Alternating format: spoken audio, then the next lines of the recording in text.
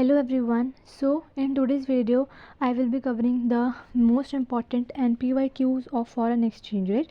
So listen them carefully and prepare yourself well because ये question 3 marks में 4 marks में for sure you will see in your exams.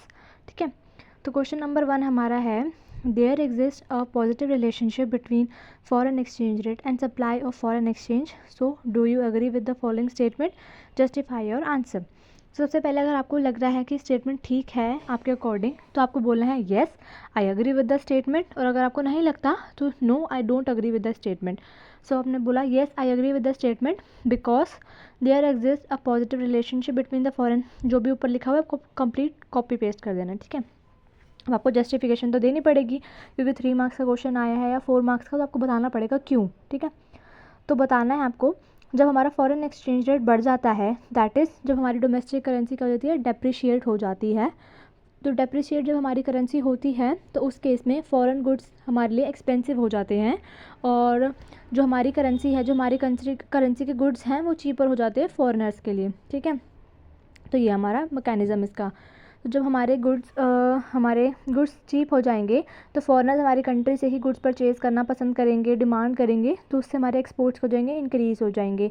और जब foreign tourist हमारी country में आते हैं, इन्वेस्ट करते हैं कुछ भी, कि जब उन्हें पता है कि यहाँ पे सब कुछ चीप है अभी, तो हमें इन रिटर्न फ्यूचर में अच्छा रिटर्न मिल जाएगा जब प्राइजेस बढ़ जाएंगे, तो उस केस में भी वो हमारी कंट्री में इन्वेस्ट करते हैं. तो वो भी हमारा एक फॉरेन करेंसी की उस भी हमारी पॉजिटिव इम्पैक्ट शो करता है. एक्सपोर्टर्स कन्वर्ट कर देते हैं more currency into domestic currency. So this is a reason that supply of foreign exchange rate increases with the increase in the foreign exchange rate. So यहाँ पे हमारा एक positive relationship होता है. ठीक है, अब आपने 11th क्लास में अपने डायग्राम्स पढ़े हैं डिमांड के और सप्लाई के, सेम वे आपको अब डायग्राम बनाना है सप्लाई का. जैसे आप बेसिक सा डायग्राम बनाते हुए आए हो ना, ऐसे वो ही आपको लेना है ऐसे सप्लाई का.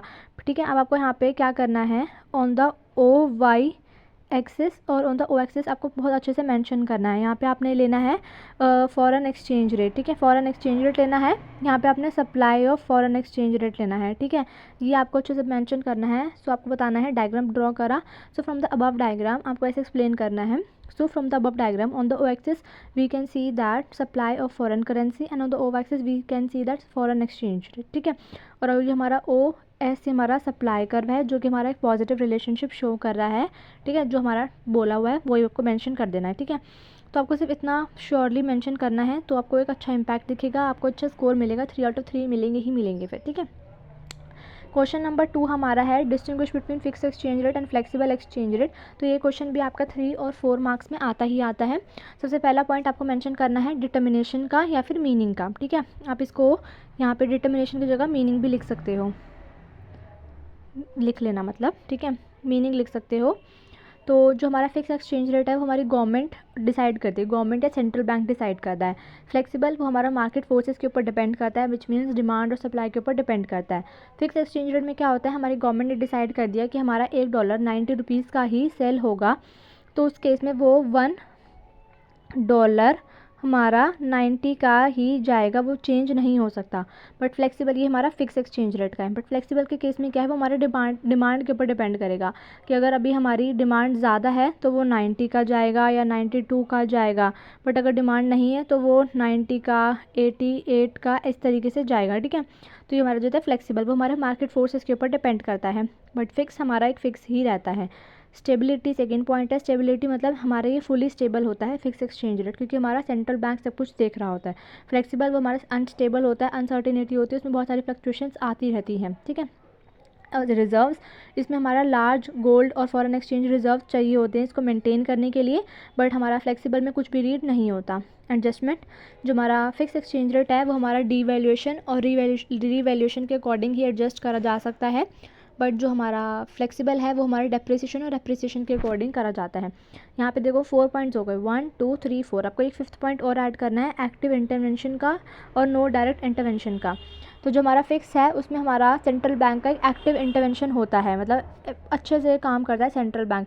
बट जो हमारा फ्लेक्सिबल है उसमें हमारा कोई भी कंट्रोल, कुछ भी कोऑर्डिनेशन वगैरह कुछ भी नहीं होता हमारा सेंट्रल बैंक का. ठीक है, तो ये क्वेश्चन इंपॉर्टेंट है, कर लेना प्रिपेयर. मैं आपको बार बार इसलिए बोलती हूँ क्योंकि ये क्वेश्चंस आए हुए हैं, अगर आप इनको अभी नहीं सुनोगे, अभी आप इनको स्किप कर दोगे तो आपको बाद में पेपर में जाकर बहुत ज़्यादा रिग्रेट होगा कि भाई मैं पढ़ लेता, काश पढ़ लेती। सो इसलिए आप भी पढ़ लो, सुन लो।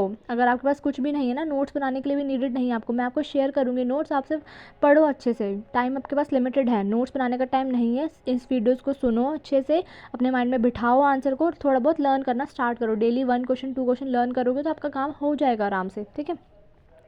क्वेश्चन नंबर 3 है हमारा, mention 2 sources of supply of foreign exchange. मतलब आपको सप्लाई बताना है कि हम क्यों रिक्वायर करते हैं फॉरेन करेंसी की और क्यों डिमांड करते हैं, ठीक है। तो हमारा पहला है सोर्स ऑफ सप्लाई, सप्लाई के सोर्सेज हैं। अब जैसे एग्जांपल है हमारा, फर्स्ट पॉइंट है, sorry not example, first point है कि हमने कोई भी गुड्स फॉरेनर्स ने हमें पे करा है हमारी डोमेस्टिक करेंसी में, ठीक है। हमने कुछ एक्सपोर्ट्स करा है, हमने कुछ भी वहाँ पे कुछ चीज़ बेची है। एक्सपोर्ट इज़ लाइक हमने कुछ वहाँ पे चीज़ बेची है, हमने कुछ सेल करी है चीज़ वहाँ पे जाके, तो वो हमारे को पे करेंगे ना, तो हमारे पास आएगी फॉरेन करेंसी। फर्स्ट पॉइंट यही है, ठीक है। फॉरेन इन्वेस्टमेंट्स, अब जब उन्हें दिख रहा है कि हमारी करेंसी में, हमारी कंट्री में यहाँ पे सब कुछ चीपली अवेलेबल है, तो वो फॉरेन डायरेक्ट इन्वेस्टमेंट करेंगे हमारी कंट्रीज़ में, ठीक है। तो इससे हमारे पास क्या होगा, उनकी फॉरेन करेंसी आएगी ही आएगी। और थर्ड है कि रेमिटेंसेस भी देती है अब्रॉड, मतलब फॉरेन कंट्रीज़ रेमिटेंसेस भी देती है। फॉरेन कंट्री के जो लोग होते हैं लाइक यूएसए, अलग अलग कंट्री से, जर्मनी वगैरह सब जगह से हमारी कंट्री में लोग आते हैं विज़िट करने के लिए, उससे हमारा टूरिज़्म इंक्रीज़ होता है। टूरिज़्म के भी चार्जेस लगते हैं, तो उसके भी हमारे पास फॉरेन सप्लाई आती ही है, ठीक है। अब हमारी कंट्री में आए हैं तो वो डील किस में करेंगे, हमारे कंट्री में ही डील, हमारी कंट्री की करेंसी में डील करेंगे जो कि हमारी रुपीज़ है। तो रुपीज़ को कन्वर्ट करने के लिए तो वो अपना डॉलर्स वगैरह से करेंगे एक्सचेंज, जो भी उनकी करेंसी है, कैनेडियन डॉलर है या ऑस्ट्रेलियन डॉलर है, जो भी उनका डॉलर है उससे वो करेंगे। तो उसको जब हम सबसे पहले ट्रांजेक्शन स्टार्ट करेंगे, जब वो हमारी करेंसी के लेंगे नोट, 20 के, 50 के, 100 के लेंगे, जब वो 500 के, जब वो नोट को करेंगे तो उसके पहले वो अपनी करेंसी ही देंगे ना, तो इसलिए हमारी कंट्री में उनकी इस करेंसी आती है, ठीक है। ये हो गया हमारा सप्लाई ऑफ फॉरेन एक्सचेंज। अब आया हुआ है डिमांड का। तो वैसे आपका क्वेश्चन ना सिर्फ सप्लाई का आया हुआ है, तो मैंने डिमांड का भी कर दिया है जनरेट, क्योंकि डिमांड के पूछने में भी टाइम नहीं लगेगा इनको, ठीक है, बोर्ड वालों को। तो ठीक है, इम्पोर्ट ऑफ गुड्स, जब हम कोई भी गुड वहाँ से परचेज़ करते हैं तो हमें उनको पे करना पड़ेगा ना। जब हम कुछ भी चीज़ परचेज़ करते हैं तो हम पे करेंगे, तो हम अपनी करेंसी में, उनकी फॉरेन करेंसी में पे करेंगे उनको वहाँ पे, तो इसलिए हम उनकी डिमांड करेंगे फॉरेन करेंसी की, ठीक है। फिर अब इन्वेस्टमेंट अब्रॉड, जब हमें देख रहे हैं कि हमें कुछ भी करना है तो हम उनकी करेंसी में ही वो करेंगे, अब हमें उनकी करेंसी में ही डील करना है, तो उसके लिए भी हम इन्वेस्टमेंट करेंगे अब्रॉड में, ठीक है। फिर है हमारा थर्ड पॉइंट कि अगर हमें फॉरेन कंट्री में ट्रैवल करना है तो हम ट्रैवल करने जाएंगे तो हम उन्हीं की करेंसी में यहाँ पे ट्रांजेक्शन्स करेंगे, तो हम उस केस में भी उनकी कंट्री की करेंसी की डिमांड करेंगे। हमें रीपे करना है लोन वगैरह के लिए, अब हमें कोई स्टडी करनी है तो स्टडी करने के लिए हमारे वहाँ पे जाएंगे तो वहाँ पे करेंसी की ही डिमांड करेंगे। तो ये हमारे पॉइंट है, सोर्सेज हैं हमारे सप्लाई के और डिमांड के, ठीक है। फोर्थ क्वेश्चन भी इंपॉर्टेंट है, ये 4 मार्क्स में आया हुआ है बहुत बारी, लाइक 3 to 4 टाइम्स से रिपीट हुआ है क्वेश्चन। तो आपका क्वेश्चन है कि हमारा explain how exchange rate is determined under free market system, कि हम क्यों डिमांड करते हैं, ठीक है। तो हमारा है exchange rate is determined by forces of, जब हमारा फ्री मार्केट है, फ्लेक्सिबल है, तो उस केस में हम डिमांड एंड सप्लाई के ऊपर छोड़ देते हैं सब कुछ, ठीक है।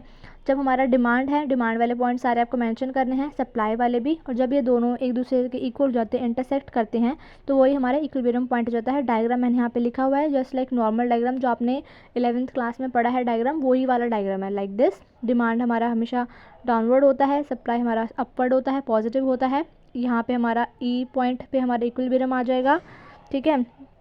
देखो ई पॉइंट है जो हमारा इक्विलिब्रियम पॉइंट है, इसको आपने बता देना है। यहाँ पे ओ वाई ओ एक्स लिख दिया, यहाँ पे पी, यहाँ पे क्वांटिटी लिख देनी है। यहाँ पे आपने लिखना है quantity of foreign exchange, foreign exchange की क्वांटिटी, यहाँ पे डिमांड और सप्लाई दोनों आ जाएंगे। यहाँ पे आपको लिखना है फॉरेन एक्सचेंज। मैंने डायग्राम ड्रॉ नहीं करा, क्यों, क्योंकि मुझे था कि आप ये बेसिक चीज़ है ये आप कर लोगे, इसलिए मैंने यहाँ पे ड्रॉ नहीं करा है। अगर आपको डायग्राम चाहिए होगा तो आप मुझे बता देना, मैं नेक्स्ट वीडियो में ऐड कर दूँगी उस डायग्राम को, या फिर शॉर्ट्स के थ्रू मैं आपको ये डायग्राम एक्सप्लेन कर दूँगी, ठीक है।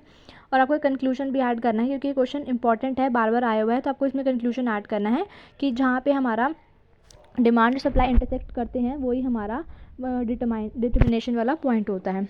फिफ्थ क्वेश्चन हमारा वेरी इंपॉर्टेंट है, ये 1 मार्क्स में 4 मार्क्स का क्वेश्चन आता है, डिवेल्यूशन का, डिप्रिसिएशन का। कई बार वो 2 पूछ लेते हैं 2 मार्क्स में डिवाइड करके, या कई बार 4 टर्म्स पूछ लेते हैं, तो आपको कैसे करना है, ठीक है।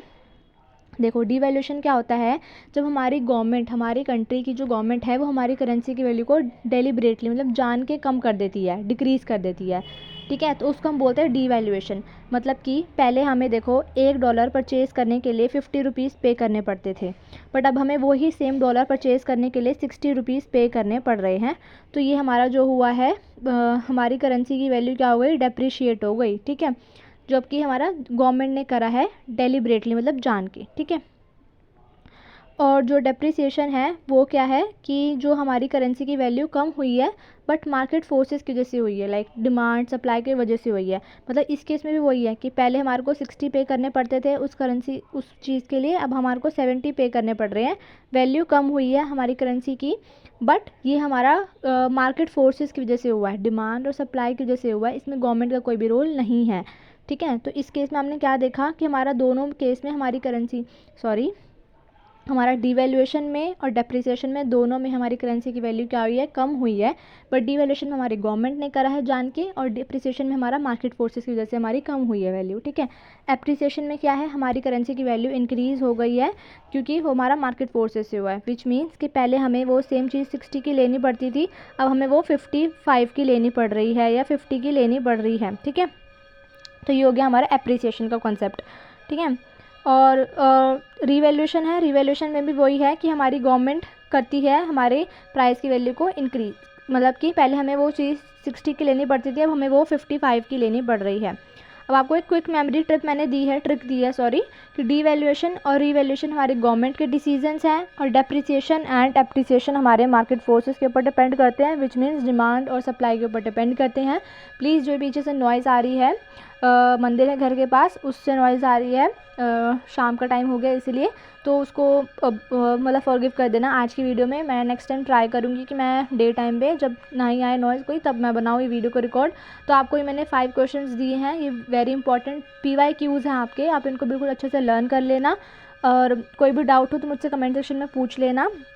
एंड इस वीडियो को ज़्यादा से ज़्यादा शेयर करो अपने क्लासमेट्स के साथ, अपने उन बैक बेंचेस के साथ जिन्हें आपको पता है कुछ भी नहीं पढ़ा तो वो थोड़ा बहुत पढ़ लें ताकि अपना अच्छा स्कोर कर सके। और शेयर करना, सब्सक्राइब करना। Thank you so much for your time, all the best for your exams.